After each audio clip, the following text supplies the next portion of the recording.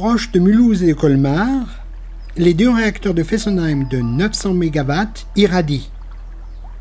Ces 2 réacteurs, les plus vieux du parc nucléaire français, ont été mis en service en 1977 et en 1978.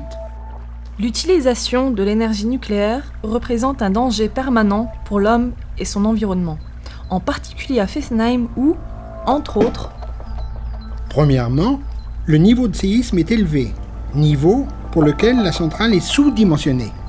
Deuxièmement, la rupture de la digue du Grand Canal d'Alsace ne peut être écartée.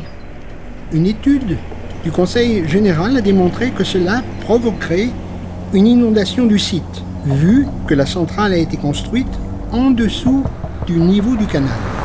Troisièmement, les piscines de combustible sont placées en dehors de l'enceinte de confinement et sans défense face à toute agression.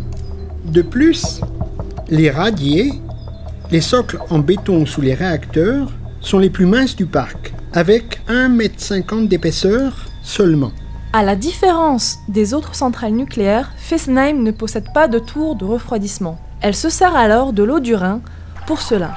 En la rejetant, cela entraîne une augmentation de la température du fleuve allant jusqu'à 4 degrés en été. Jusqu'à 6,5 degrés de septembre à mai et même jusqu'à 7 degrés en hiver. La température maximale autorisée est de 30 degrés. À ce réchauffement s'ajoute la pollution radioactive du Rhin. De plus, en fonctionnement normal, elle émet, à travers une cheminée, de la radioactivité dans l'environnement. Une étude de l'Office national allemand de radioprotection montre que la probabilité du taux de cancer chez les enfants en dessous de 5 ans augmente de façon réelle à proximité de réacteurs nucléaires. La cheminée de la centrale est absente sur le modèle qu'EDF expose dans le musée Electropolis à Fessenheim. Est-ce pour éviter des questions ennuyeuses pouvant être posées par des élèves lors des visites ?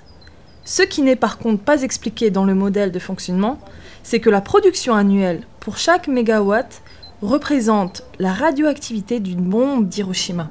Dans le cas des 2 réacteurs de 900 MW de Fessenheim, cela correspond environ chaque année à la radioactivité de 1800 bombes d'Hiroshima.